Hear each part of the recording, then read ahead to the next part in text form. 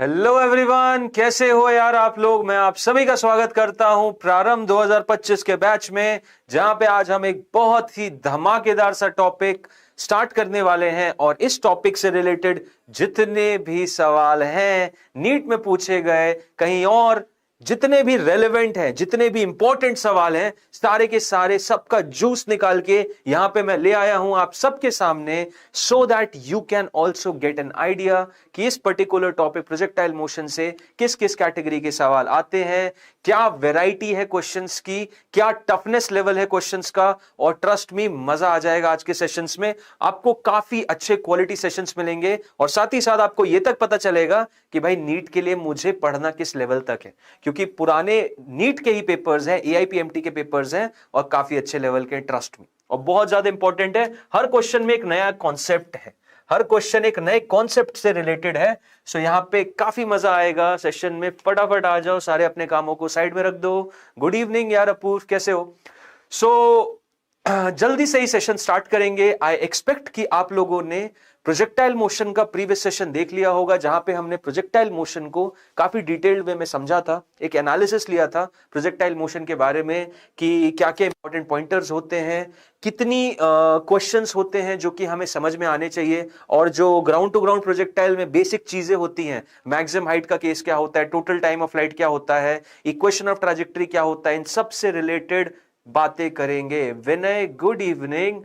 सही हूं सर, अभी आया बाहर से। चल भाई बहुत बढ़िया, आ जाओ, पानी वानी पी लो एंड तुरंत बैठ जाओ। कॉपी पेन रखना, एक्सपेक्ट करूंगा आंसर आप देते रहना, क्योंकि पूरा सेशन क्वेश्चन से भरा है। आंसर दोगे मजा आएगा, आप लोगों का भी एक प्रैक्टिस हो गया। प्रोजेक्टाइल मोशन आज हम कंप्लीट कर देंगे पूरा का पूरा, जिस तरीके के सवाल आते हैं। तो सबसे पहला जो सवाल आएगा हमारे सामने वो है 1995 का, बहुत प्यारा सा क्वेश्चन है आईपीएमटी का। देखो जरा, पढ़ो कि a bullet is fired from a gun with a speed of 1000 meter per second in order to hit a target 100 meter away. At what height above the target should the gun be aimed? The resistance of the air is negligible and g की value 10 metre पर second square लेनी है। ठीक है, okay. तो question को यार देखो, समझते भी चलेंगे और एनालिसिस की लैंग्वेज भी डिकोड करेंगे, क्योंकि यार देखो आजकल तुम लोग देख ही रहे होगे नीट सवाल लैंग्वेज पे ज्यादा पूछ रहा है। ठीक है, सो लैंग्वेज भी समझते चलना है कि भाई लैंग्वेज किस टाइप की आएगी और किस तरीके से हमें एनालिसिस भी करना है। तो देखो यहां पे ये बोला है बुलेट को फायर किया है गन 1000 मीटर पर सेकेंड से। अब 1000 मीटर पर सेकेंड से पहला सवाल यह आता है भाई कि किस डायरेक्शन में, क्या तुमने ऊपर की तरफ प्रोजेक्ट किया है, क्या तुमने नीचे फेंका है, क्या तुमने इधर फेंका है, कहां फेंका हुआ है। सो और एक और चीज ये समझ में आती है, at what height above the target should the gonna be aimed, मतलब टारगेट अगर यहां है तो इधर हाइट से तुम फेंक रहे हो।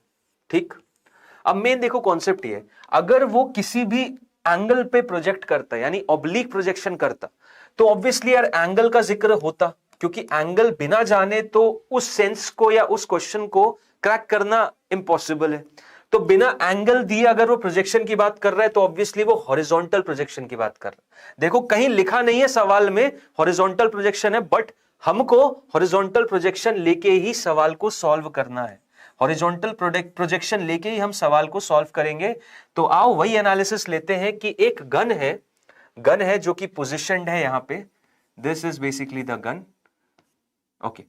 और ये एक प्रोजेक्टाइल को बेसिकली यहां से फायर कर रही है 1000 मीटर पर सेकेंड से। ठीक है, इस गन से 100 मीटर दूर, 100 मीटर दूर मतलब हॉरिजॉन्टली यहां पे एक टारगेट है और मुझे ये हाइट पता करनी है। तो मैंने पिछले सेशन में आप लोगों को चीजें बताई थी कि किन किन वैरायटी के प्रोजेक्टाइल मोशन पॉसिबल होते हैं। तो ये प्रोजेक्टाइल वैसा है जहां पे प्रोजेक्शन एक अपलिफ्टेड सरफेस से होता है और लैंडिंग एक प्लेन या ग्राउंड सरफेस पे होती है। ठीक है, ये वो वाला केस है जहां पे प्रोजेक्शन एक अपलिफ्टेड सरफेस से हो रहा है और लैंडिंग एक नॉर्मल प्लेन सरफेस ग्राउंड पे हो रही है। तो यहां पे बताओ क्या आंसर होगा इसका।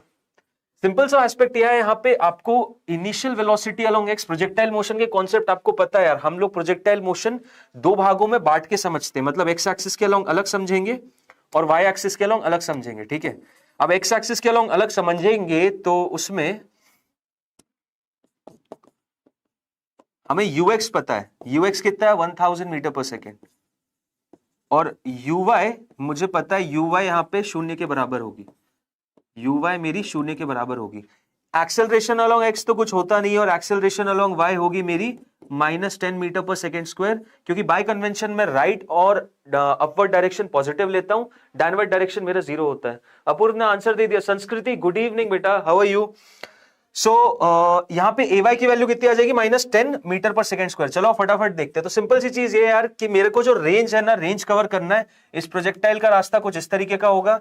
जो रेंज हो जाएगी मेरी, दैट इज sx हो जाएगा मेरा 100 मीटर, और 100 मीटर कितनी देर में कवर करूंगा? Simple ut plus half at square रखना है sx की जगह। एक्सेलरेशन तो है नहीं, तो डायरेक्टली u इंटू टी हो जाएगा। तो यहां पे ux की जगह 1000 into T is equal to 100 रख दो, एक इससे कैंसिल हो जाएगा, और t की वैल्यू आ जाएगी 1/10 सेकेंड। 1/10 सेकेंड का टाइम लेगा बॉल प्रोजेक्टाइल यहां से यहां तक गिरने के लिए। तो उस दौरान जितना भी वर्टिकल मोशन होगा, that is going to be our correct answer over here. So vertical motion निकाल सकता हूं क्या? बिल्कुल निकाल सकता हूं। sy की वैल्यू हो जाएगी ut plus half of at square. Simple सी चीज, डिस्प्लेसमेंट पता करना है 1/10 सेकेंड में। सो डिस्प्लेसमेंट कितना हो जाएगा? u तो वैल्यू 0 है, देखो यहाँ पे इनिशियल वेलोसिटी अलोंग y 0 है, प्लस हाफ ऑफ एक्सेलरेशन है -10 इंटू 1/10 का होल स्क्वायर। क्लियर है? सो 1/10 से 1/10 कैंसिल हो जाएगा। फाइनल आंसर कितना आ रहा है? Displacement will turn out to be how much? It will turn out to be -1/20, -1/20 metre, जो कि कितना हो जाएगा? यहाँ पे 100 रखोगे -5 सेंटीमीटर। क्लियर? -5 सेंटीमीटर। माइनस बस ये दिखाता है कि डिस्प्लेसमेंट कहां हो रहा है। Displacement is going to occur in the downward direction. So displacement कहां है? नीचे की तरफ। और कहां पे होगी? कितनी होगी भाई? ये हाइट जो है 5 सेंटीमीटर नीचे की तरफ डिस्प्लेस करेगा, ये हो जाएगा डिस्प्लेसमेंट। इसीलिए आपका आंसर -5 आ रहा है। तो करेक्ट ऑप्शन कौन सा? अपूर्व एकदम सही, option number A. Option number ए एकदम करेक्ट आंसर है। 5 centimetre is the right answer over here. Okay, चलो भाई, सिंपल सा सवाल था, ज्यादा टफ नहीं था। बट हाँ, लैंग्वेज, जैसा कि मैंने बोला यार, ये एक ट्रेंड रहा है, लैंग्वेज पे खेल रहा है नीट, और काफी पहले से खेल रहा है। सो ये सवाल 1995 का पूछा गया है, जहां आपको ये एनालिसिस करना अति आवश्यक था कि भाई प्रोजेक्ट कैसे कर रहे हो। हॉरिजॉन्टल प्रोजेक्शन हो रहा है 1000 मीटर पर सेकेंड की स्पीड से। ठीक है, अगले सवाल पे चलते हैं। अगला सवाल जो है 2014 में पूछा गया है। अच्छा सवाल है अभी। Projectile is fired from the surface of Earth with a velocity of 5 meter per second at angle theta with the horizontal. Another projectile fired from another planet with a velocity of 3 meter per second at the same angle follows a trajectory which is identical with the trajectory of the projectile fired from the Earth. The value of the acceleration due to gravity on that planet is. बहुत प्यारा question, बहुत प्यारा question. Sir Rain Man और रिवरमैन वाला session भी डलवा दीजिए। बिल्कुल यार अपूर्व, होगा, कल है रेनमैन और रिवरमैन का सेशन है, वापस होगा। कुछ ग्लिच आ गया था वीडियो में, वीडियो हम रिट्रीव नहीं कर पाए। सो एक बार और हो जाएगा सेशन, डोंट वरी। इस क्वेश्चन को देखो, बहुत प्यारा क्वेश्चन है। अब देखो इसमें की पॉइंटर्स क्या है नोट करने के, देखो ध्यान दो जरा। क्वेश्चन की लैंग्वेज को डिकोड करते हैं, क्योंकि क्वेश्चन की लैंग्वेज को डिकोड करोगे तभी जाके सवाल को भी कैप्चर कर पाओगे। Projectile is fired from the surface of earth with a velocity of 5 metre per second. 5 metre per second से तुम एंगल थीटा पे फेंक रहे हो with respect to horizontal. Another projectile fired from the another planet with a velocity 3 metre per second. यहां पे 3 metre per second से दूसरे प्लैनेट पे जा रहा है सीन, और एंगल सेम है, वही same theta. follows a trajectory which is identical with the trajectory of the projectile fired from the earth। अब यहां पे ट्रैजेक्टरी का क्वेश्चन है, तो एक दिमाग में सीधे सिंपल सी चीज आनी चाहिए कि इक्वेशन ऑफ ट्रैजेक्टरी हमें लिखना पड़ेगा। इक्वेशन ऑफ ट्रैजेक्टरी जितना हम इग्नोर कर देते हैं कि यार ये कहां क्वेश्चन में आता है, उसको हमें यहां पे लिखना पड़ेगा। और क्योंकि जो केस स्टडी है वो इक्वेशन ऑफ ट्रैजेक्टरी से ही निकलेगी, समझो इस चीज को। इक्वेशन ऑफ ट्रैजेक्टरी ही हमें तोड़ निकाल के देगा। और पूछ रहे value of acceleration due to gravity on planet बताओ। अब देखो लगेगा question acceleration due to gravity का है, बट असल में क्वेश्चन किससे सॉल्व होगा? ये क्वेश्चन सॉल्व होगा प्रोजेक्टाइल मोशन के एस्पेक्ट से ही, और यहां पे एस्पेक्ट आएगा किस चीज का? आपकी इक्वेशन ऑफ ट्रैजेक्टरी का। तो फटाफट से जरा इक्वेशन ऑफ ट्रैजेक्टरी समझते हैं। इक्वेशन ऑफ ट्रैजेक्टरी समझने की कोशिश करते हैं कि क्या होती है। तो देखो यार सिंपल सी चीज ये है कि एक प्रोजेक्टाइल में जब भी तुम प्रोजेक्ट करते हो यू वेलोसिटी के साथ एक थीटा एंगल पे, ये रास्ता फॉलो करता है प्रोजेक्टाइल, ठीक है। सो इसमें किसी भी इंस्टेंट ऑफ टाइम पे जो x की वैल्यू और y की वैल्यू कितनी हो जाती है, तो कोई भी जनरल टाइम पे sx जो हो जाएगा that is going to be ux into t। Simple, क्योंकि एक्सेलरेशन तो है नहीं। और ux की वैल्यू कितनी? ux हो जाएगा तुम्हारा u cos of theta into time, ठीक है। और किसी भी इंस्टेंट ऑफ टाइम पे sy क्या हो जाएगा, that is going to be ut plus half of at square. अब ut क्या है, ut है sir u sine theta t plus half of acceleration due to gravity हो गया minus g into t square, ठीक है। अब ये जो sy तुम देख रहे हो, ये sy ही तुम्हारा y हो जाएगा किसी भी जनरल पॉइंट टाइम पे, और ये sx जो देख रहे हो यही तुम्हारा x हो जाएगा। सो ये x is equal to u cos theta, ये x is equal to u cos theta को देखो, और यहां से तुम एक रिलेशन निकाल सकते हो कि t will be equal to x upon u cos of theta, ठीक है। अब इस रिलेशन को इस एक्सप्रेशन में डालना है, इस एक्सप्रेशन में डालना है, और इस एक्सप्रेशन को किसके बराबर लिखना है, y के। तो तुम्हारी इक्वेशन ऑफ ट्रैजेक्टरी वहां से आ जाएगी, और वहीं से इस क्वेश्चन का तोड़ भी निकलेगा। तो आ जाओ, मैं इसलिए पूरे डेरिवेशन बता रहा हूं क्योंकि तुम्हें इक्वेशन ऑफ ट्रैजेक्टरी नहीं रटनी यार, रट सकते हो चाहो तो, लेकिन कितना रटोगे, एक लाइन का आंसर है, ये भी हो जाएगा। तो देखो y is equal to u sine theta into t की वैल्यू कितनी, x upon u cos theta minus ये जी टी की वैल्यू कितनी, x square upon you square cos square theta, और एक ये 2 एक्स्ट्रा, ठीक, यही आ गया ना, क्लियर है। Minus g x square upon you square cos square theta और 2 एक एक्स्ट्रा। अब देखो ये u से u कैंसिल, और फाइनली y कितना आ जाता है, y आ जाता है x tan of theta minus g square upon 2u square cos square theta. ये हो गया सिंपल टर्म, ये हो गया सिंपल टर्म। अब यहीं पे राज छुपा हुआ है, यहीं पे पूरा का पूरा राज छिपा हुआ है इस इक्वेशन का। देखो ये आती है इक्वेशन ऑफ ट्रैजेक्टरी। अब यहां तुम्हें दो केसेस बताए जा रहे हैं। पहला केस ये है जब इनिशियल वेलोसिटी 5 ली, एंगल थीटा लिया और एक प्लैनेट पे फेंका जहां पे acceleration due to gravity G थी। दूसरा केस ये लिया जब वेलोसिटी 3 मीटर पर सेकंड ली, एंगल वापस से वही थीटा ही लिया, एंगल वापस से वही थीटा ही लिया, लेकिन इस बार जो एक्सेलरेशन ड्यू टू ग्रेविटी हो गई वो हो गई जी डैश, क्योंकि प्लैनेट अलग है और उसी जी डैश की वैल्यू हमें पता करना है। अब देखो जरा, अगर दोनों की ये रिलेशन सेम आएगी, दोनों की ये रिलेशन सेम आएगी तो उससे क्या समझ में आता है, दोनों की रिलेशन अगर सेम आएगी तो भाई y दोनों के लिए सेम, x भी सेम, थीटा तो सेम, तो ये वाला टर्म तो सेम हो गया। क्या ऐसा डिफरेंशिएटिंग एलिमेंट है इस एक्सप्रेशन में जो कि ये गवर्न करेगा कि दोनों के लिए अलग होगी इक्वेशन या दोनों के लिए सेम होगी? थीटा तुमने सेम रखा है तो tan थीटा तो सेम ही रहेगा, x और y तो वेरिएबल है, इनको तो चेंज करोगे नहीं, x यहां पे भी चेंज नहीं होगा, g यहां पे एक आ गया, g बिल्कुल चेंज हो रहा है, u भी बिल्कुल चेंज हो रहा है क्योंकि वो अलग है, और थीटा वापस से सेम हो गया। मतलब उन दोनों इक्वेशंस को अगर तुम्हें बराबर करना है, उन दोनों रिलेशन को तुम्हें बराबर करना है, तो तुम्हारा ये जो g बाय यू स्क्वायर का रिलेशन है ना, वो दोनों में सेम होना चाहिए। समझ रहे हो? g बाय यू स्क्वायर का जो रिलेशन है दोनों प्लैनेट्स के लिए सेम होना चाहिए, तभी तुम बोल सकते हो कि हां जी दोनों की ट्रैजेक्टरी सेम होगी।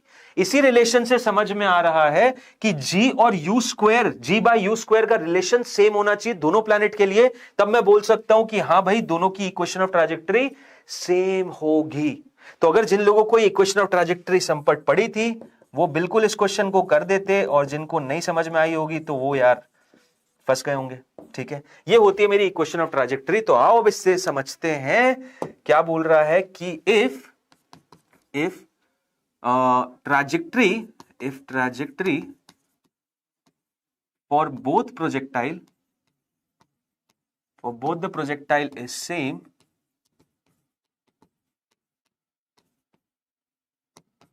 देन सिंपल सी चीज ये बनती है कि यार g upon you square should be equal to g dash upon u dash whole square. ये हमारे प्लैनेट ए के लिए और ये हमारी प्लैनेट बी के लिए। ठीक, ये प्लैनेट ए के लिए और ये प्लैनेट बी के लिए। सिंपल सी चीज, g upon you square will be equal to g dash upon u dash whole square. कोई नहीं, अब समझ गया सर, समझ आ गया? ठीक है, तो g अपॉन यू स्क्वायर पहले वाले प्लैनेट के लिए दी हुई है भाई, g तो दी हुई है 9.8 और u भी दिया हुआ है 5। दूसरे के लिए g डैश हम फटाफट निकाल लेते हैं, तो 9.8 डिवाइडेड बाय यू स्क्वायर हो जाएगा 5 square is equal to g dash divided by 3 square. Simple से इसको सॉल्व करना है तो कितना हो जाएगा, g डैश की वैल्यू आ जाएगी 9.8 इंटू 9 डिवाइडेड बाय 25। चाहो तो तुम देखो वैल्यूज अलग अलग है, वैल्यूज सारी की सारी अलग अलग है, तो एक काम ये भी कर सकते हो, इस 9.8 को नियरली 10 ले लो, तो 90 बाय 25 कितना आता है, 5 इससे जाएगा एक सात नहीं यार गलत, एक नौ नहीं, एक से जाएगा बचेगा 40, 18, एक 18 से जाएगा और दूसरा 5 जाएगा इससे 3.6। अब यहां पे तुमने वैल्यू को बढ़ाया था तो असल में न्यूमरेटर को तुमने बढ़ा के 3.6 लाया, तो फाइनल आंसर 3.6 से थोड़ा छोटा आएगा। मतलब कौन सा ऑप्शन सही लग रहा है? यस 3.5। सो नियरली आंसर जो आएगा वो 3.5 मीटर पर सेकेंड स्क्वायर होगा। ठीक है, यह है correct answer over here, option number A. Option number A is the correct one. ठीक है यार, देखो लेक्चर करने से 10 स्क्वायर अप्रोक्सीमेट ले लीजिएगा। देखो लेक्चर देखने से एक फायदा ये होता है ना यार कि आप एक अप्रोक्सीमेशन भी सीखते हो। ठीक है, अप्रोक्सीमेशन सीखना बहुत आवश्यक है आज की डेट में। इसको एमबीए की भाषा में गेस्टिमेट भी बोलते हैं। ठीक है, तुम लोगों ने सुना होगा एमबीए स्कूल्स में लोग पढ़ते हैं, तो MBA is all about having good guesstimates. क्योंकि उनसे अगर केस स्टडी दिया जाता है तो केस स्टडी में पूछते हैं यार कि जैसे मान लो कोई एक बी स्कूल का ग्रेजुएट है और वो तुमसे पूछ रहा है, ये पूछेंगे कि भाई एक बात बताओ, इंडिया में कितने सारे एस्पिरेंट्स हैं नीट के जो डेडिकेटेडली पढ़ रहे हैं और जिनका सिलेक्शन नहीं हो पा रहा है। डेडिकेटेडली पढ़ रहे हैं जिनका सिलेक्शन नहीं हो पा रहा है। पहले तो ये सेगमेंट को जानो पहचानो, फिर उनको केटर करने के लिए प्रॉब्लम के लिए एक सोल्यूशन बनाओ। तो ये एनालिसिस कैसे करोगे? गेस है तुम्हारे पास कि हाँ यार 20 लाख बच्चे देते हैं, जिसमें से मान लेते हैं 40% अराउंड बहुत अच्छे से पढ़ते हैं, तो 8 लाख हो गए। 8 लाख ऐसे बच्चे हो गए जिसमें से मान लेते हैं कि 1 लाख कहीं सेलेक्ट हो गए, तो 7 लाख बचते हैं। तो this is called guesstimate, this is called approximation. इस अप्रोक्सीमेशन को समझना बहुत अति आवश्यक है, यहां भी, आगे फ्यूचर में भी, और different different phases of life में तुम ये पर्टिकुलर स्किल को समझोगे और बहुत काम की चीज है। तो वो यहां इक्वेशंस के थ्रू समझो कि कैसे हम नॉर्मल केसेस में देखते हैं कि ऑप्शन देखो, ऑप्शंस क्लोज नहीं थे, ऑप्शंस क्लोज नहीं थे, और बेसिकली हम यहां पे क्या समझ रहे हैं कि ऑप्शंस क्लोज ना होने की वजह से 9.8 को 10 ले लिया। संस्कृति sir, I got you yesterday and you got me yesterday? where you got me yesterday बेटा? देखो, so I think ये एनालिसिस समझ में आई। संस्कृति समझ में आई ये क्वेश्चन? सो ये जी डैश, देखो बढ़िया क्वेश्चन था, मजेदार क्वेश्चन था, बहुत अच्छा लगा था मुझे क्वेश्चन देख के। और इस लेवल के क्वेश्चंस होने चाहिए यार, इससे घबराया मत करो, ये क्वेश्चंस तो हमेशा होने ही चाहिए, क्योंकि अच्छा पेपर बनता है ना तो बढ़िया चीज है। अगर हमारा टफ पोर्शन फिजिक्स बन जाता है तो हम वैसे ही कितने लोगों को पीछे कर सकते हैं, ट्रस्ट में। तो आगे बढ़ते हैं, चलो नेक्स्ट सवाल। नेक्स्ट सवाल is also a very very good one, and trust me यहां पे लैंग्वेज से रिलेटेड क्वेश्चंस आपको मिलेंगे और आपको जानने भी मिलेगा कि भाई किस टाइप के क्वेश्चंस पूछे जाते हैं, और हर क्वेश्चन का एक नया अरीना है। आपको रिपीटेटिव एलिमेंट्स नहीं मिलेंगे इस सेक्शन में, तो मजेदार क्लास होगी। क्वेश्चन ये बोल रहा है, when an object is shot from the bottom of a long smooth inclined plane kept at an angle 60 degree with the horizontal, it can travel a distance x along the plane, but when the inclination is decreased to 30 degree and the same object is shot with the same velocity, it can travel x2 distance, then x1 is to x2 is। अब देखो, एक projectile motion में एक case होता है projectile on an incline का, ठीक है, और ये क्वेश्चन जो है ना पूरा का पूरा परसेप्शन वैसे ही देता है कि प्रोजेक्टाइल ऑन एन इंक्लाइन का केस चल रहा है। मतलब कि आपने एक इंक्लाइन बनाया और इंक्लाइन पे किसी एंगल पे, यहां पे नॉर्मली उसका एनालिसिस रहता है बीटा और अल्फा का, ठीक है। तो पहली बार मुझे भी देख के लगा यार ये कैसे हो गया, क्योंकि नीट में normally projectile on an incline के सवाल नहीं आते, तो ये सवाल है भी नहीं, और मैं बिल्कुल सही था, प्रोजेक्टाइल ऑन एन इंक्लाइन के सवाल नहीं आते, ना इंक्लाइन के ना डिक्लाइन के, तो ये सवाल है ही नहीं उसका, ये वाला केस यहां पे बन ही नहीं रहा है। लेकिन परसेप्शन इस क्वेश्चन का ऐसा आता है, तो ये चीज देखने वाली है कि भाई परसेप्शन ऐसा क्यों आ रहा है, ठीक है, और परसेप्शन ऐसा क्यों आ रहा है वो तो ठीक ही है, लेकिन क्वेश्चन को डिकोड हम कर पाए कि नहीं, लैंग्वेज उसकी समझ पाए कि नहीं, तो आओ उस क्वेश्चन की लैंग्वेज ही समझने की कोशिश करते हैं। कायदे में हो इसमें यह रहा है कि एक लॉन्ग स्मूथ, देखो यहां स्मूथ को बहुत ध्यान से देखना है, एक लॉन्ग स्मूथ इंक्लाइन प्लेन है जिसको 60 डिग्री पे रखा है हॉरिजॉन्टल के साथ। तो पहला केस तो ये रहा मेरा, पहला केस मेरा ये रहा, थोड़ा 60 और बड़ा बनाता हूं, ये हो गया 60, ठीक, और ठीक है, और दूसरा इंक्लिनेशन जो है वो 30 डिग्री वाला है, दूसरा इंक्लिनेशन जो है वो 30 डिग्री वाला है, ये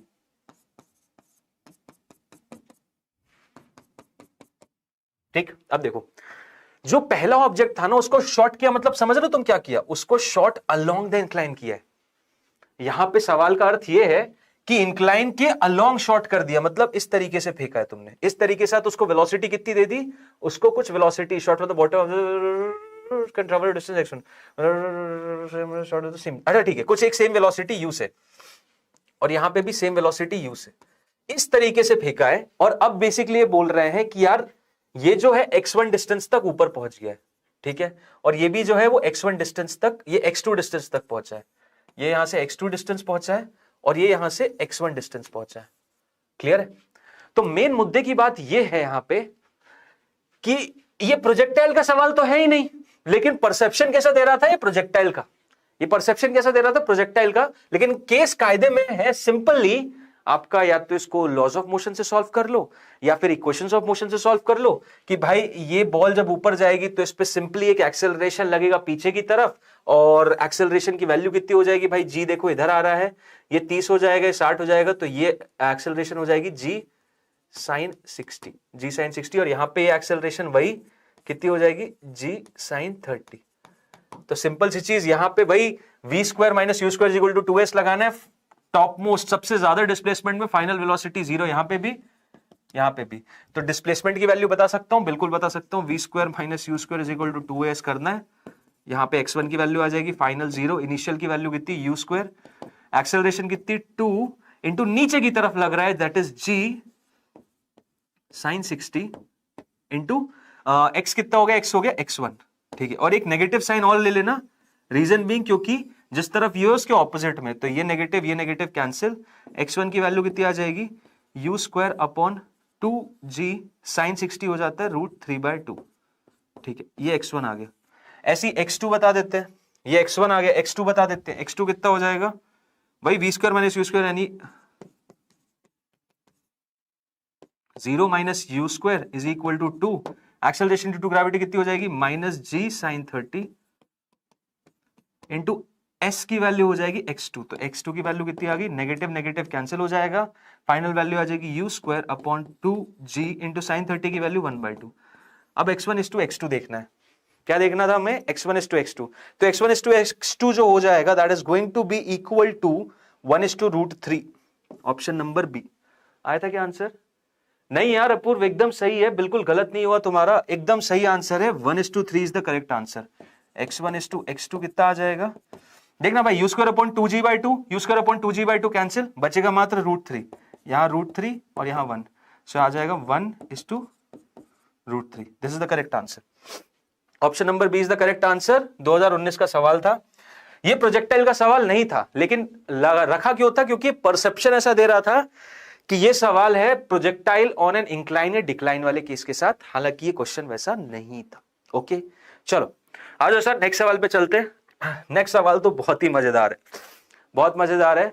मोशन इन 2 डायमेंशन का कॉन्सेप्ट है, मैंने बट कौन से प्रोजेक्टाइल वाला यूज किया था, अच्छा प्रोजेक्टाइल से कर लिया, तो प्रोजेक्टाइल से कैसे कर लिया, रेंज वाला फॉर्मूला लगा दिया होगा, सेम एंगल थीटा मान के, है ना,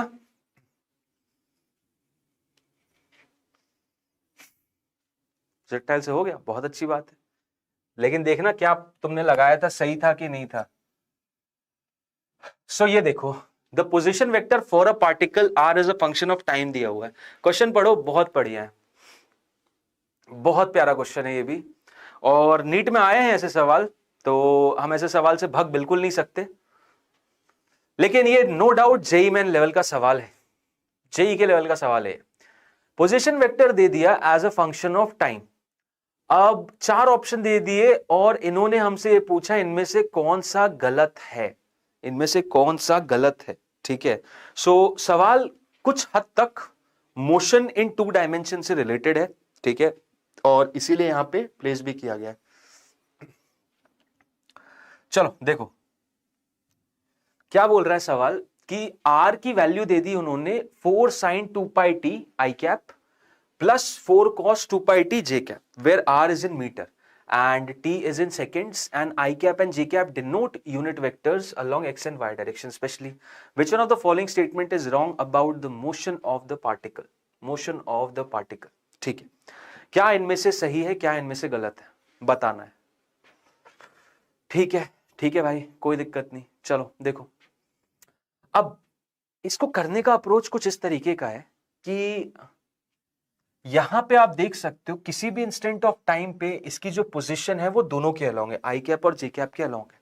लेकिन एक चीज बस मैं कर दूंगा ना तो तुम लोगों को लगेगा यार ये क्वेश्चन तो बहुत ही ईजी है। बस मात्र एक चीज करने से ये पूरा का पूरा जो क्वेश्चन है बड़ा सही तरीके से एकदम इजी फॉर्म में ब्रेक डाउन हो जाएगा। और वो इजी फॉर्म है, ये देखो सुनो, आर दिया हुआ है तुमको आर वेक्टर दिया हुआ है कितना, 4 sin 2 pi t I cap plus 4 cos 2 pi t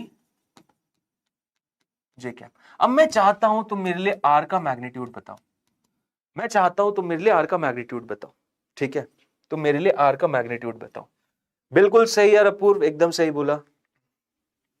are का अगर मैग्नीट्यूड मैं यहां जानना चाहूंगा तो क्या हो जाएगा, तो आर का मैग्नीट्यूड देखो बेसिकली क्या होता है, अंडर रूट ऑफ, ये बेसिकली क्या है मेरा आर एक्स कॉम्पोनेंट है और ये मेरा क्या है, ये आर वाई कॉम्पोनेंट है। आर एक्स का कॉम्पोनेंट कितना हो जाएगा, आर एक्स स्क्वायर और ये आर वाई स्क्वायर पूरे का अंडर रूट। और जैसे ही मैंने इसके अंदर रखा ये चीज तो देखो क्या हो जाएगा, 4 square sine square 2 pi T plus 4 square cos square 2 pi T, ठीक है, ये पूरा अंडर रूट के अंदर। अब देखो 4 स्क्वायर कॉमन हो जाएगा, बाहर आ जाएगा 4 और sine square theta plus cos square theta, sine square theta plus cos square theta कितना होता है 1, तो अंडर रूट के आगे अंदर आ गया 1, तो फाइनल आंसर कितना आ गया 4।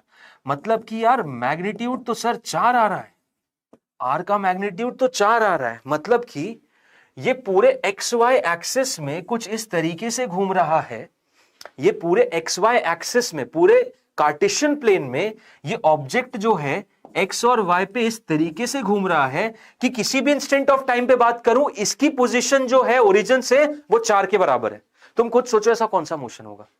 मैंने बस तुम्हें केस बताया कि ये इस तरीके से घूम रहा है क्योंकि देखो अलग अलग इंस्टेंट ऑफ टाइम पे इसकी अलग अलग वैल्यू आई की भी आ रही है, जे की भी आ रही है, मतलब ये घूम तो रहा है। टी इक्वल टू 0 पे ये 0 हो जाएगा बट ये तो 0 नहीं हो रहा क्योंकि एक 4 कॉस हो जाएगा 4 जे कैप। तो मुद्दे की बात यह है कि भाई ये एक्स वाई प्लेन में घूम रहा है, लेकिन एक्स वाई प्लेन में किस तरीके से घूम रहा है कि किसी भी इंस्टेंट ऑफ टाइम पे अगर मैं किसी भी इंस्टेंट ऑफ टाइम पे बोलूं तो इसकी जो दूरी है, इसकी दूरी ओरिजिन से 4 के बराबर है। ये बताओ कौन सा होगा, किस तरीके का मोशन होगा। भाई एक ही, मेरा दिल एक ही आंसर दे रहा है और जो आंसर दे रहा है वो यही है कि भाई ये सर्कुलर मोशन कर रहा है। This object is performing a circular motion, simple as that, absolutely correct, बिल्कुल सही बोला। ये सर्कुलर मोशन कर रहा है और सर्कुलर मोशन के तहत ही ये मूव कर रहा है। अब सर्कुलर मोशन कर रहा होगा तो कुछ एक चीजें तो एकदम दिमाग में आ जानी चाहिए। पहली चीज तो ये कि भाई इस पे जो नेट फोर्स लग रहा होगा, नेट एक्सेलरेशन होगा, वो कहां होगा, वो टुवर्ड्स द सेंटर होगा। पहली चीज तो ये समझ में आनी चाहिए, कितना होगा, नेट टुवर्ड्स द सेंटर होगा। और क्या मैग्नीट्यूड होगा वेलोसिटी का, वेलोसिटी का मैग्नीट्यूड क्या होगा वो भी पता करेंगे। लेकिन एक मुद्दे की बात यह है कि भाई इसका जो मोशन है वो कैसा है, सर्कल के अलाउड, इसका मोशन कैसा है, सर्कल। तो ऑप्शन नंबर डी तो देखिए एकदम सही हो गया। Path of the particle is a circle of radius 4 metre, बिल्कुल सही बोला, तभी उसकी पोजीशन 4 मीटर है। किसी भी पॉइंट पे देखोगे तो उसकी पोजीशन 4 मीटर है, ठीक है, ओके। अब वेलोसिटी कैसे पता करेंगे, क्योंकि यहां पे एक्सेलरेशन का जिक्र है और वेलोसिटी की भी बात कर रहे हो। आओ वेलोसिटी की बात करते हैं। वेलोसिटी कैसे करेंगे, वेलोसिटी करने के लिए dr/dt कर दूंगा, सिंपल सी चीज, इसको डिफरेंशिएट कर दूंगा, डिफरेंशिएशन मुझे आता है तो मैं बड़े आराम से इसको डिफरेंशिएट कर सकता हूं। 4 sin 2 pi t i cap plus 4 cos 2 pi t i cap को करना है, ठीक है। सो d/dt किसको करना है, 4 sin 2 pi t i cap plus 4 cos 2 pi t j cap, इसको डिफरेंशिएट करना है, ठीक है। आज वो करते हैं, 4 बाहर आ जाएगा, साइन का डिफरेंशिएशन कितना होता है cos, so 4 cos of 2 pi t और ये अंदर का 2 pi भी मल्टीप्लाई हो जाएगा, ये इधर आ गया और I cap as it is, plus 4 cos का differentiation minus sine 2 pi T into 2 pi भी आ जाएगा और ये किसके अलोंग, ये जे कैप के अलोंग, ठीक है सर, बिल्कुल समझ आ गया, ओके।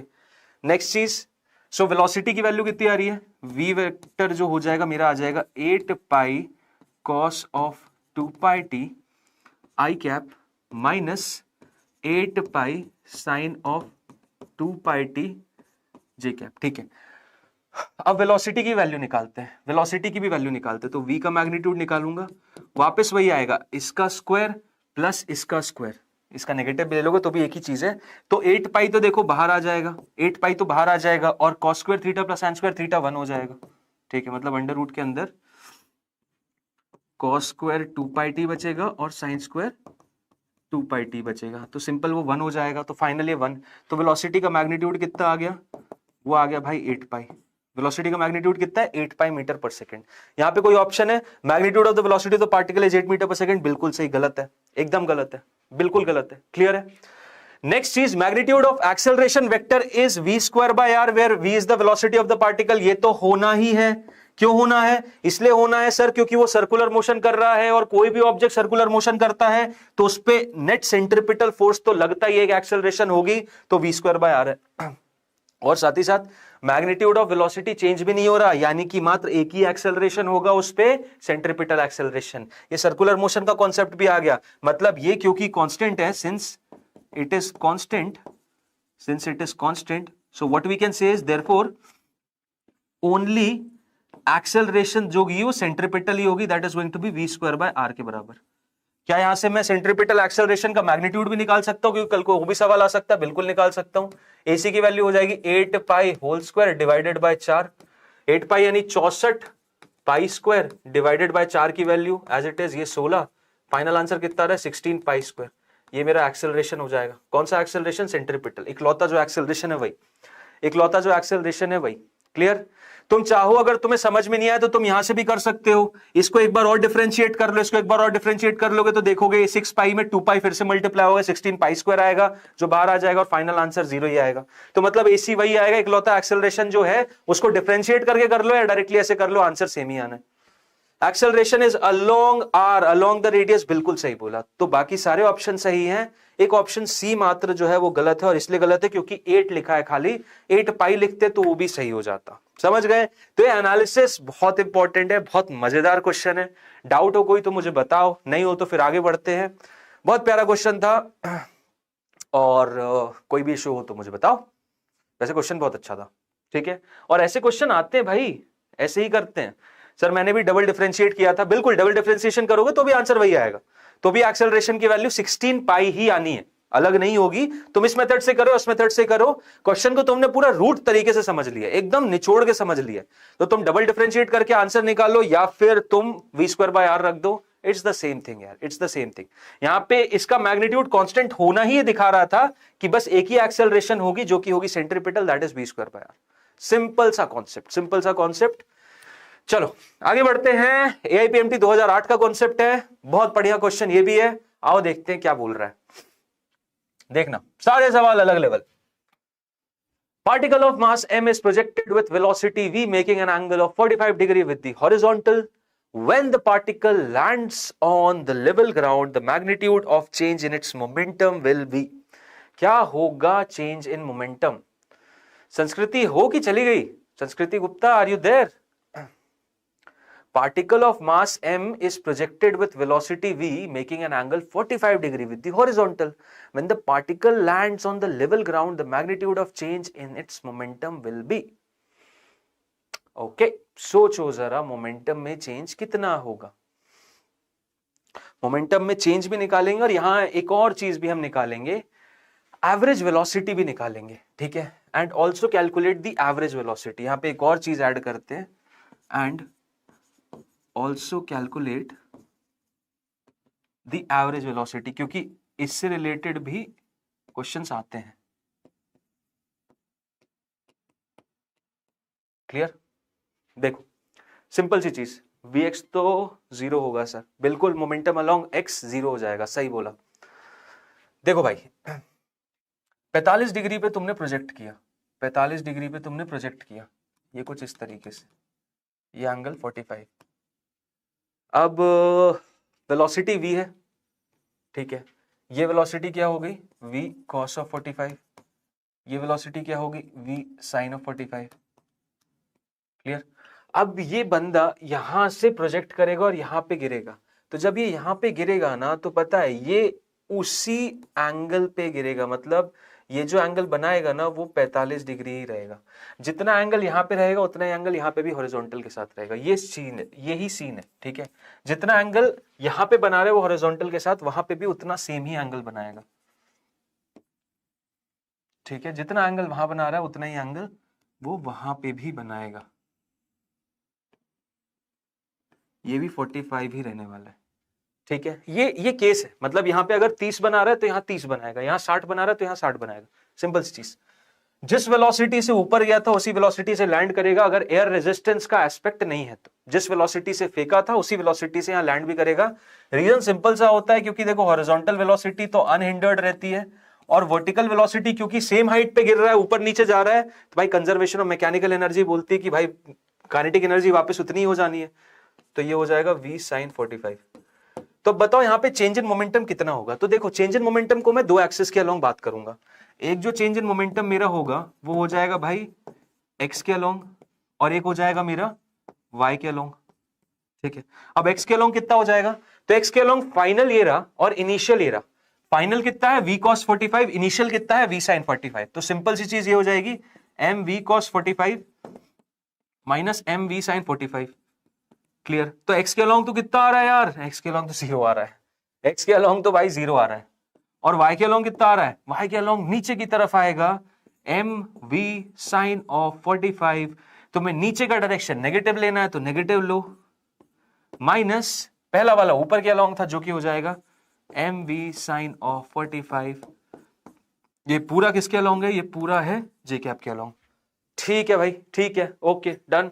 मतलब हाइट डिफरेंट है तो वी वाई डिफरेंट हो जाएगा। यस बिल्कुल भाई, बिल्कुल एब्सोल्युटली करेक्ट। तो ये चीज तो क्या हो गई मेरी, ये चीज 0 हो गई। ये चीज 0 हुई कि नहीं हुई,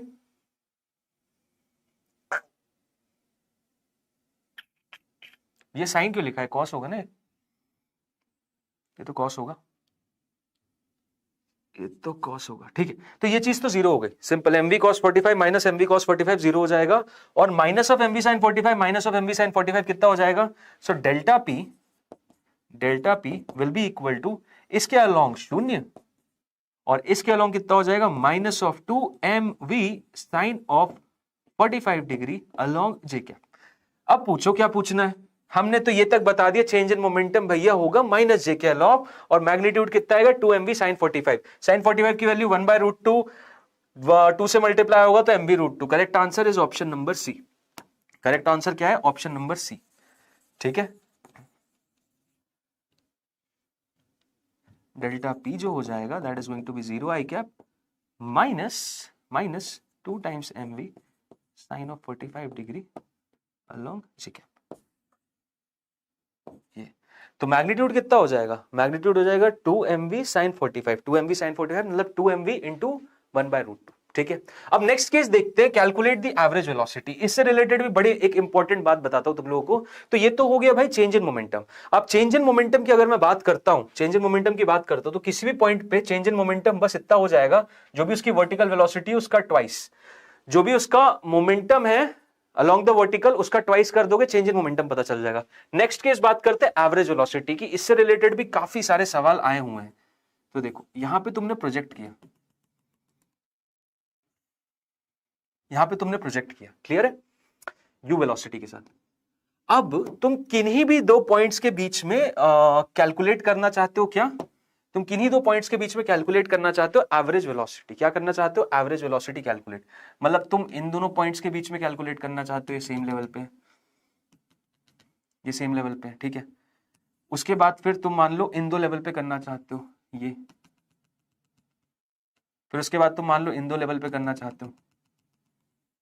ठीक है, इन सारी लेवल पे अगर मैं मान लो ये ए और बी की बात करूं, या ये ए डैश और बी डैश की बात करूं, या ये ए डबल डैश और ये बी डबल डैश की बात करूं, तो इन सारे पेयर्स में मतलब ए और B, between A and B, between A dash and B dash, and between A double dash and B double dash, जो एवरेज वेलोसिटी रहेगा ना, जो एवरेज वेलोसिटी रहेगा वो हो जाएगा simple v cos of theta के बराबर, जो भी आपकी हॉरिजॉन्टल वेलोसिटी रहती है।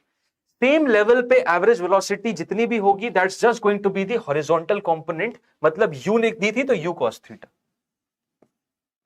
ठीक है, जितनी वेलोसिटी तुमने दी थी उसका हॉरिजॉन्टल कंपोनेंट मतलब u का ये वाला u cos ऑफ थीटा और ये u sin of theta. Simple, ठीक है। मतलब क्योंकि देखो सिंपल सी चीज ये है, यहां पे जो वर्टिकल कंपोनेंट आता है ना वेलोसिटी का, यहां पे जो वर्टिकल कंपोनेंट आता है ना वो यहां के वर्टिकल कंपोनेंट के बराबर होता है। अल्टीमेटली कैंसिल आउट कर देते हैं, बस हॉरिजॉन्टल वाले जुड़ते हैं। सेम चीज यहाँ पे भी, यहाँ पे जो वर्टिकल कंपोनेंट होता है वो इस वर्टिकल कंपोनेंट को कैंसिल कर देता है, बस हॉरिजॉन्टल वाले जुड़ते हैं। सेम चीज यहाँ पे भी, यहाँ पे जो वर्टिकल कंपोनेंट होता है उसके वर्टिकल कैंसिल करता है, बस हॉरिजॉन्टल वाले जुड़ते हैं। तो अल्टीमेटली सेम लेवल पे जब भी मैं एवरेज वेलोसिटी निकालना चाहूंगा तो करेक्ट आंसर कितना आता है, u cos ऑफ थीटा। याद रहना चाहिए, ठीक है, डायरेक्ट सवाल आएगा, तुम लोगों को पता होना चाहिए, है ना। सो u cos थीटा यहाँ पे क्या होता है, आपका एवरेज वेलोसिटी। हम याद रखेंगे सर, ओके। वाइट दिख रहा है क्या, वाइट दिख रहा है क्या, नहीं दिख रहा है यार, कोई नहीं, हल्का हल्का दिख रहा है, ठीक है। चलो, सो ये हो गया एनालिसिस इस पर्टिकुलर सवाल का। आई होप समझ आया होगा तुम लोगों को और मजा भी आया होगा। चलते हैं अगले क्वेश्चन पे, अगले सवाल पे चलते हैं। अगला सवाल है कुछ इस तरीके का, देखो ये बहुत ही स्टैंडर्ड सवाल है और इसके केसेस तुम लोगों ने बहुत बार देखे भी होंगे। An airplane is moving with a horizontal velocity u at a height h above the ground. If a packet is dropped from it, the speed of the packet when it reaches the ground will be. बड़ा standard question, बहुत ही standard question, काफी बार इसके सवाल तुम लोगों ने standard किताबों में दिए ही रहते हैं। आओ फटाफट सॉल्व कर लेते हैं।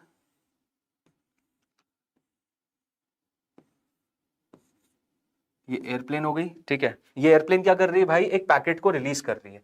ये मूव कर रही थी u वेलोसिटी के साथ, ठीक है। अब इसने एक पैकेट को रिलीज किया यहाँ पे, तो इस पैकेट के पास भी ऑब्वियसली बात है भाई u वेलोसिटी होगी। अब ये पैकेट u वेलोसिटी के साथ कुछ इस तरीके से यहाँ पे ग्राउंड पे गिरेगा, ठीक है, यहाँ पे ग्राउंड पे गिरेगा। अब मेरे को सिंपल सी चीज क्या पता करनी है, what I need to find is if a packet is dropped at the speed of the packet when it reaches the ground. इस पैकेट की स्पीड कितनी होगी जब वो यहाँ पे गिरेगा। तो एक बात तो देखो क्लियर है यार, एक बात तो क्लियर है, इसकी v होगी और मान लो ये थीटा एंगल बना रहा है, तो ये जो कंपोनेंट होगा v cos थीटा, ये तो मेरा फिक्स होगा और किसके बराबर होगा, u के बराबर, जितनी u थी, ठीक है। उसके बाद ये जो हाइट है, ये जो हाइट है उससे मैं एक ये v sin थीटा पता कर लूंगा, बेसिकली मतलब मेरा वी वाई कॉम्पोनेंट पता कर लूंगा।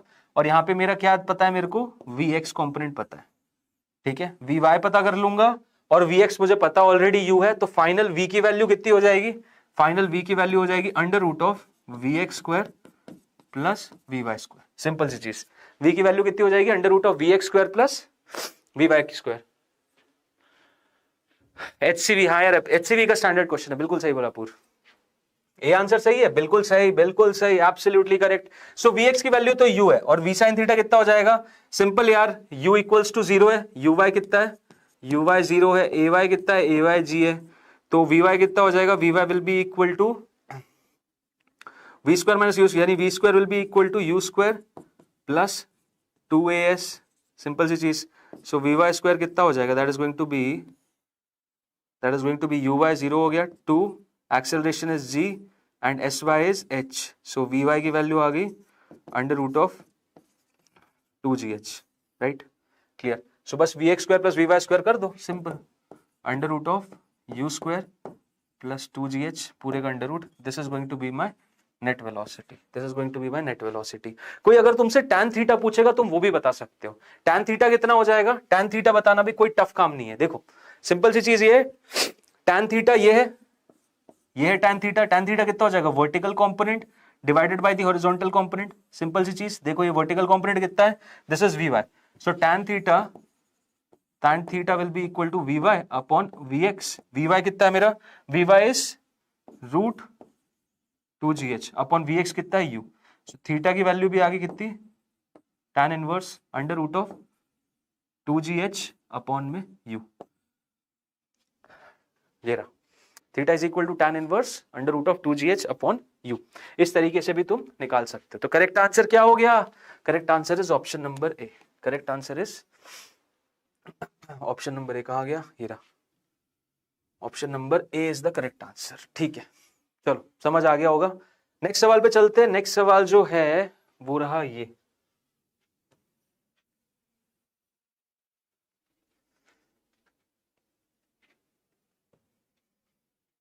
(2019) का नीट 2019 का सवाल।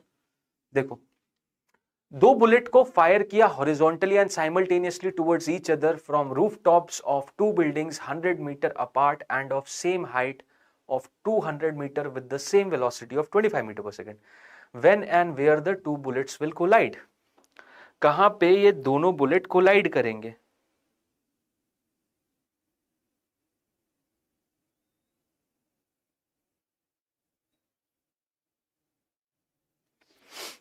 आओ देखते हैं क्या है आंसर।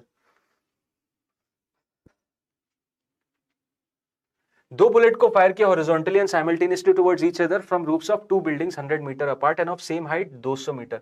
200 मीटर की दो बिल्डिंग है,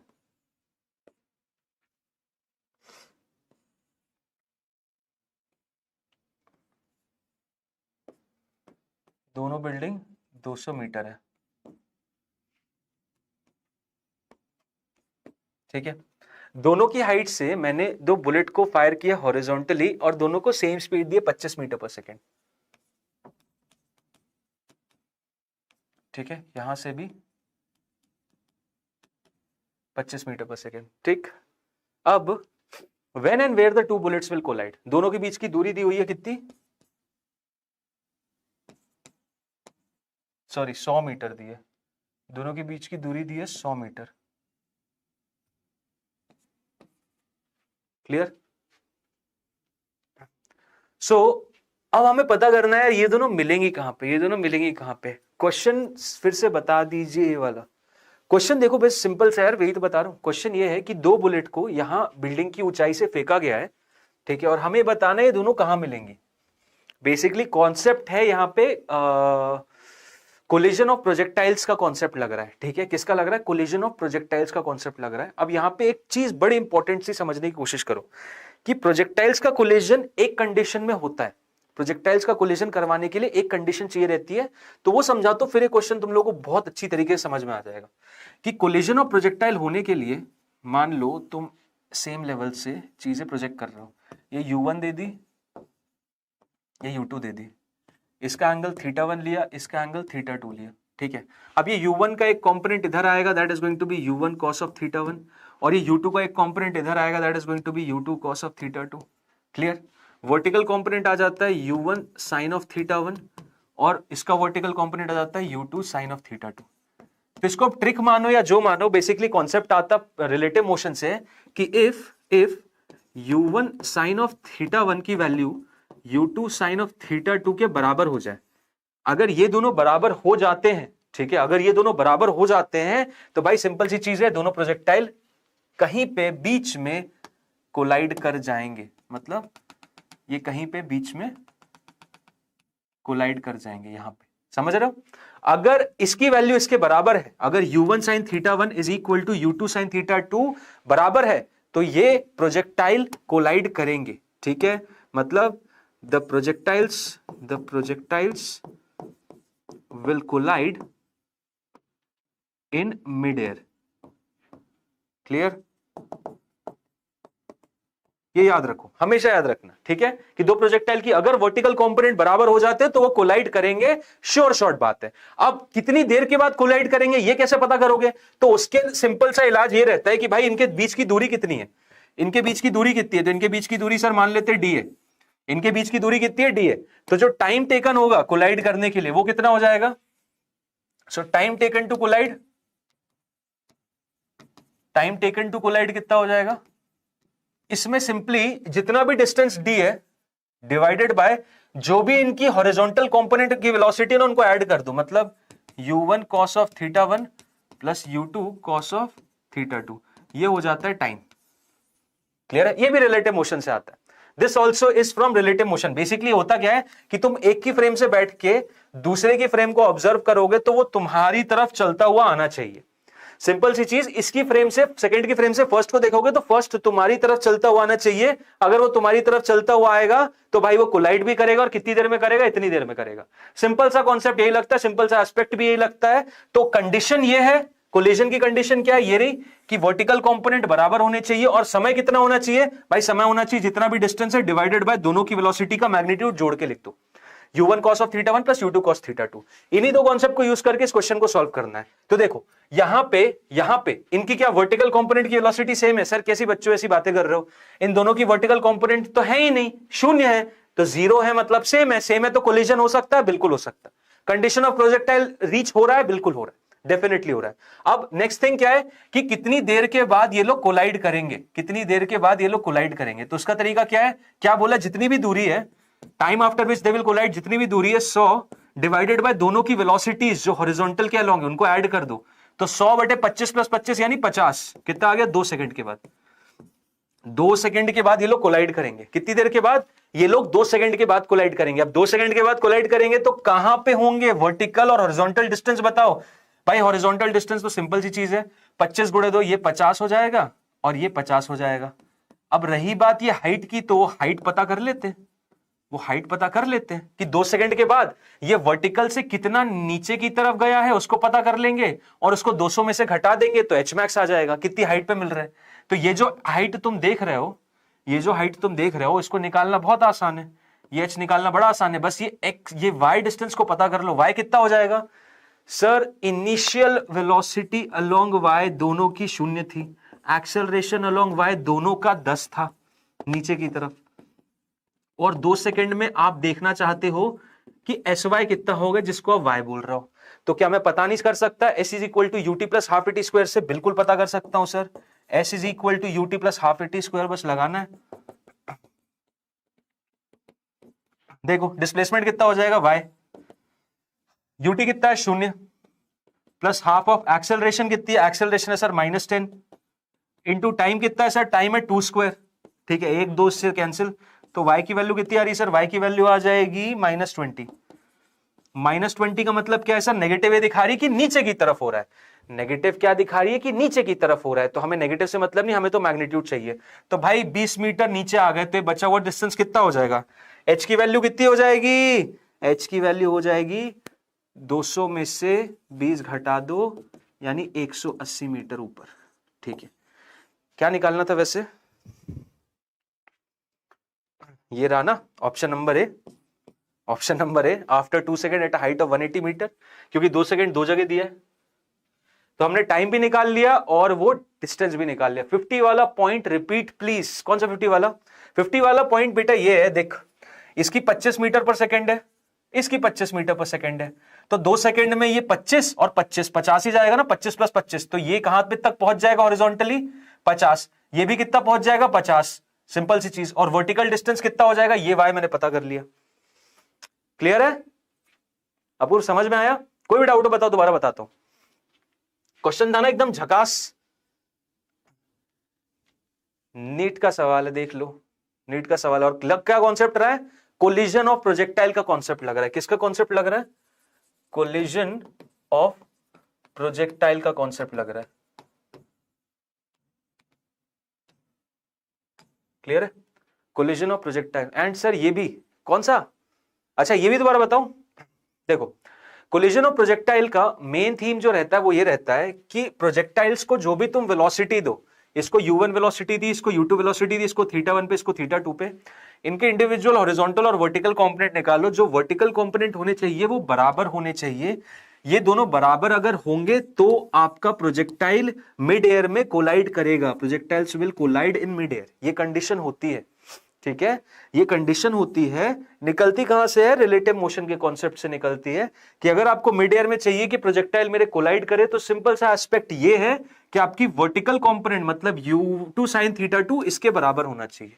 अब चलो सर मान लेते हैं कि बिल्कुल वो बराबर हैं और हाँ जी वो कोलाइड करेंगे, तो ये बता दो सर कितने समय के बाद कोलाइड करेंगे। तो कितने समय के बाद कोलाइड करने के लिए क्या करना पड़ेगा तुम्हें सिंपल सी चीज ये जाननी पड़ेगी कि जो टोटल डिस्टेंस d है कितने समय में कोलिजन हो जाएगा इस डिस्टेंस d में, मतलब वो लोग यहां कितनी देर के बाद आके कोलाइड करेंगे इस पॉइंट पे। तो उसका सिंपल सा फॉर्मूला है time after which they will collide will be equal to d divided by दोनों की वेलोसिटी का मैग्नीट्यूड ऐड कर दो। तो d अपॉन दोनों की हॉरिजॉन्टल वेलोसिटी जो थी u1 cos θ1 u2 cos θ2 उनको ऐड कर दिया, टाइम आ गया। क्लियर है, क्लियर। ये बेसिकली देखो इसका फॉर्मूला आता है simple d upon whatever is the velocity of one with respect to two along the horizontal, ठीक है, ये टाइम आता है।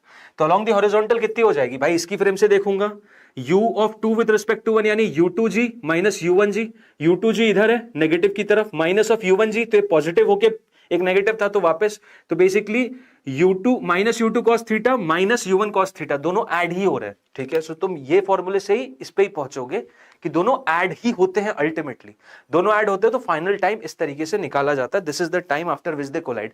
तो इस फॉर्मुलेशन को यूज किया मैंने, यहां देखा पहले तो कोलाइड करेंगे कि नहीं, हाँ बिल्कुल करेंगे, इनकी वर्टिकल वेलोसिटी तो जीरो है तो कोलाइड तो करेंगे, तो कोलिजन मान लेते हैं यहां का ही कर रहे हैं, तो टाइम कितना हो जाएगा, time will be equal to total distance divided by इनकी हॉरिजॉन्टल मैग्नीट्यूड को जोड़ दो, यानी 100 बटे 25 प्लस 25 50, 2 सेकंड आ गया, 2 सेकंड टाइम है, तो इस टाइम में बेसिकली टाइम पता कर लिया, 2 ऑप्शन आ गए, फिर अब कितनी हाइट पे कर रहा है, तो वर्टिकल डिस्टेंस पता कर लो, ये कितना नीचे गिर के यहाँ कोलाइड किया, y पता कर लिया, वर्टिकल के अलोंग इक्वेशन ऑफ मोशन लगा के 20 मीटर आया, ये लेंथ 20 मीटर आ रही है यहां से यहां तक, अब ये 20 मीटर आ गई तो ये बचा 180 होगा। तो ओवरऑल आंसर क्लियर हो गया मेरा, कितना, option number A, option number A is the correct answer over है। समझ गए, क्लियर है। सो ये है मेरा क्वेश्चन इस पर्टिकुलर केस का, ठीक है। अगला क्वेश्चन देखो, ये वाला देखो, ये रहा, दो पार्टिकल हैं, इनको प्रोजेक्ट किया गया है सेम पॉइंट से, from the same point with the same speed at different angle θ1 and θ2 to the horizontal, they have the same horizontal range, their times of flight are t1 and t2 respectively, then θ1 plus θ2 90 है, t1 upon t2 equals to tan θ1 upon tan θ2 है। तो दो चीजें पता करनी है, दो चीजें मतलब देखना है इसमें कौन कौन से आंसर सही है कौन कौन से गलत है। आओ देखते हैं, समझते हैं, कोशिश करते हैं कि दो पार्टिकल हैं, इनको प्रोजेक्ट किया जा रहा है सेम पॉइंट से with the same speed at different angle θ1 and θ2 to the horizontal, ठीक है। दो पार्टिकल हैं, एक को प्रोजेक्ट किया भाई तुमने θ1 से और एक को प्रोजेक्ट किया तुमने θ2 से, इसको प्रोजेक्ट किया, ये थोड़ा ज्यादा छोटा हो गया, इधर से ये θ1 और ये θ2, ठीक है। पहले वाले का जो रास्ता होगा और दोनों की रेंज सेम है, तो ये वाला जहां आके गिरा दूसरे वाले को भी वहीं आके गिरना है, ठीक है, दोनों की रेंज सेम है। Their time of flight are t1 and t2, time of flight दोनों की t1 और t2 है, तो बताओ θ1 प्लस θ2 इक्वल टू 90 होगा। ऑप्शन ए तो एकदम सटीक सही है, क्योंकि रेंज सेम तभी होती है जब कॉम्प्लीमेंट्री पेयर हो, मतलब θ1 और θ2 90 ही होना चाहिए for range to be same, ये बात तो एकदम क्लियर है, ठीक है सर। नेक्स्ट चीज है t1 और t2 का रिलेशन बता देते हैं, तो t1 कितना हो जाएगा, टोटल टाइम ऑफ फ्लाइट क्या होता है 2u sine of theta by g, तो t1 के लिए θ1 हो जाएगा और t2 के लिए कितना हो जाएगा 2u sine of θ2 by g. So t1 is to t2 कितना आ जाएगा t1 इज टू t2 कितना आ जाएगा, t1 इज टू t2 आ जाएगा sine of θ1 is to sine of θ2। अब θ2 क्या था, देखो θ2 क्या था, θ2 था तुम्हारा 90 माइनस θ1, तो इसको मैं लिख दूंगा sine of θ1 divided by sine of 90 minus θ1, तो ये हो जाएगा कॉस ऑफ θ1, तो sine of θ1 divided by cos of θ1, तो finally t1 is to t2 की वैल्यू कितनी आएगी tan ऑफ θ1 के बराबर, क्लियर। तो ये आ गया आंसर, कौन सा, ऑप्शन नंबर डी। तो दो ऑप्शन यहाँ पे सही है, कौन कौन से, ऑप्शन नंबर ए सही है और ऑप्शन नंबर डी भी सही है, ऑप्शन नंबर ए सही है और ऑप्शन नंबर डी भी सही है ना, कॉट ऑफ θ2।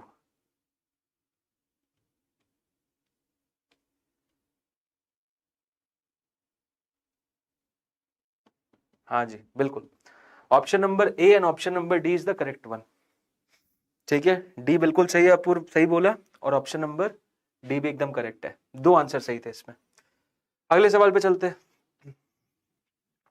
1997 का पूछा गया सवाल, बहुत बढ़िया क्वेश्चन।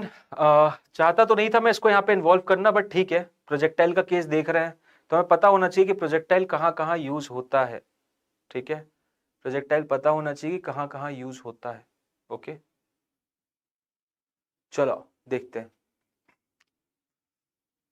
अब मेन चीज क्या है यहाँ पे कि प्रोजेक्टाइल को इन्होंने ये बोल दिया कि projectile has maximum range of 16 kilometre at the highest point. It explodes into two equal masses. One mass drops vertically downward and the horizontal distance covered by the other mass from the time of explosion is. ठीक है, simple ये जो concept है, ये concept है आपका conservation of linear momentum का। Okay, conservation of linear momentum का कॉन्सेप्ट है ये, जिसमें ये बोलता है कि एक प्रोजेक्टाइल की मैक्सिमम रेंज 16 किलोमीटर है। मतलब कि तुमने जब प्रोजेक्टाइल को फेंका यहां से,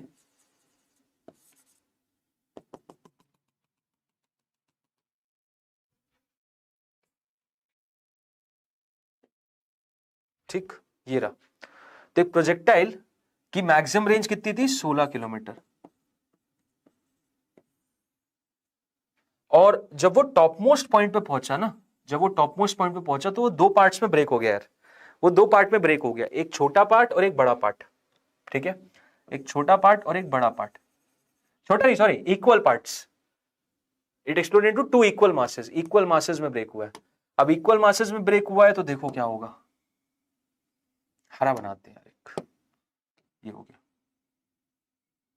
ठीक, अब एक जो पार्ट है, एक जो पार्ट है भाई, वो तो सीधा सीधा नीचे गिर गया, वो सीधा नीचे की तरफ गिर गया। ओके, और दूसरा जो पार्ट है हरा वाला, वो बोला भाई मैं तो अब आगे जाऊंगा, तो वो गिरा यहां पे। अब ये कैसे पता आपको वो आगे गिरा? मुझे ऐसे पता वो आगे गिरा क्योंकि यहां पे बेसिकली कंजर्वेशन ऑफ मोमेंटम का कॉन्सेप्ट आएगा कि पहले जो मास था, पहले जो मास था, ठीक है, जिसका मास 2m था, बाद में वो ब्रेक किस में हो गया? दो मासेस में, एक m में और दूसरा एक और एक m में। इस m को एक वेलोसिटी v मिली और इसके पास जो वेलोसिटी थी वो शून्य हो गई। क्लियर? और इस खुद के पास जो वेलोसिटी वो कितनी थी? तो यहां पे इसके बारे में कोई जिक्र नहीं है, बट हाँ रेंज दिया हुआ है, u दिया है, थीटा दिया है, तो हम ये बोल सकते हैं इसके पास u cos थीटा था। इसके पास कितना था? u cos थीटा था, क्योंकि टॉप मोस्ट पॉइंट पे कितनी वेलोसिटी होती है? जितनी हॉरिजॉन्टल के पास होती है उतनी ही होती है। तो यहां u cos थीटा, तो इसके पास u cos थीटा थी, और बाद में दो में बट गया, जिसमें से एक रेस्ट पे आ गया और दूसरे के पास v वेलोसिटी आ गई। यही बोला गया है कि one mass drops vertically downward, मतलब वो नीचे गिर गया जिसके पास वेलोसिटी शून्य आई, तभी तो डायरेक्टली नीचे गिरा। और दूसरा वाला हॉरिजॉन्टल डिस्टेंस है, वो कवर किया in the time of explosion. मुझे ये दूरी पता करनी है, यहां से लेके यहां तक की, ये पता करना है मेरे को। ठीक है, मुझे यहां से लेके यहां तक की दूरी पता करनी है, कोई दिक्कत नहीं। पहले तो कंजर्वेशन ऑफ मोमेंटम लगा और यहां पे वैल्यू v की बताओ। So 2m into U cos theta will be equal to how much? That will be equal to m into 0 plus m into v। तो v की वैल्यू कितनी आ गई? v की वैल्यू आ जाएगी simple 2u cos of theta. Velocity कितनी होगी? 2u cos theta. कितनी होगी वेलोसिटी? 2u cos theta. ठीक है सर, ओके, बढ़िया बढ़िया बढ़िया बढ़िया बढ़िया बढ़िया। अब 2u cos थीटा हो गई है वेलोसिटी की वैल्यू। अब यहां पे एक थोड़ा सा, इसके साथ सारी क्लासेस होगी और अब मैं सोऊंगा। है ये क्या बोल रहा है यार? ऐसे के साथ सारे क्लासेस होगी और अब मैं सोऊंगा। क्यों भाई, नींद आ गई क्या यार? क्लियर है? देखो अब मेन क्या है, मेन ये है कि भाई ये जो पार्टिकल था इसके पास, अब देखो यहां पे एक ट्रिक बताता हूं, एक मजेदार सी ट्रिक बताता हूं। ट्रिक ये है, सिंपल सी चीज, कि तुम लोग देखो, ध्यान दो। यहां पे पहले उस प्रोजेक्टाइल के, ये जो पूरा प्रोजेक्टाइल था ना, उसको जरा समझने की कोशिश करो। ठीक है, इसमें तुमने यहाँ पे u वेलोसिटी दी, इसके पास u cos थीटा था, ठीक है, लेकिन और इसकी टोटल रेंज कितनी थी? 16 किलोमीटर। ठीक है, लेकिन मैं इस प्रोजेक्टाइल को ये आधा हिस्सा ही देखूंगा। मैं कितना देखूंगा? ये आधा हिस्सा देखूंगा। ट्रिक है बहुत मजेदार, देखना ध्यान से, ध्यान से। ठीक है, ऐसे क्वेश्चंस के बाद, अच्छा देखो मजेदार सा टॉपिक है, मजेदार सा टॉपिक है भाई। ये नीट में आ चुका है यार, सीपीआईएमटी 1997 में आया हुआ सवाल है, मजेदार। इसको यार नीट निकालना भाई, ऐसे क्वेश्चंस को अपने को यूज टू रखना है यार। अपूर्व कैसे बोल रहा है? देखो यू का ये जो कंपोनेंट है ना यू कॉस थीटा, मैं इसको करने का एक शॉर्टकट तरीका बता रहा हूं। अब तुम प्रोजेक्टाइल को कैसे देखो, तुम प्रोजेक्टाइल को आधा देखो। कैसे? ये वाला हाफ पोर्शन देखो, यहां से यहां तक का। कौन सा पोर्शन? यहां से यहां तक का पोर्शन देखो, मात्र यहां से यहां तक का पोर्शन देखो। अब इस प्रोजेक्टाइल में अगर तुम देखोगे ध्यान से, तो भाई इसकी रेंज कितनी है? 8 किलोमीटर। क्लियर है? इसकी रेंज कितनी? 8 किलोमीटर। और इसके पास हॉरिजॉन्टल वेलोसिटी या टॉप पे कितनी थी सर? वो तो मात्र यू कॉस थीटा है। तो ये पीछे वाला प्रोजेक्टाइल हम भूल जाए क्या? हाँ बिल्कुल भूल सकते हो। ये पीछे वाला प्रोजेक्टाइल भूल जाए, बिल्कुल भूल जाओ। बस तुम्हारे लिए अब ये केस है कि यहाँ पे एक प्रोजेक्टाइल है जिसको यू कॉस थीटा दिया है वेलोसिटी, और वो 8 किलोमीटर जा रहा है। वो कितना गिर रहा है? 8 किलोमीटर गिर रहा है। तो बस फिर एनालॉजी ये निकालनी है कि वही केस में अगर यहाँ पे यू कॉस थीटा की जगह मैंने 2 यू कॉस थीटा दे दिया, तो रेंज कितना हो जाएगा? रेंज कितना हो जाएगा ये बताना है। रेंज कितना हो जाएगा ये बताना है, बस सिंपल सी चीज। अच्छा, टाइम अलग अलग होगा क्या?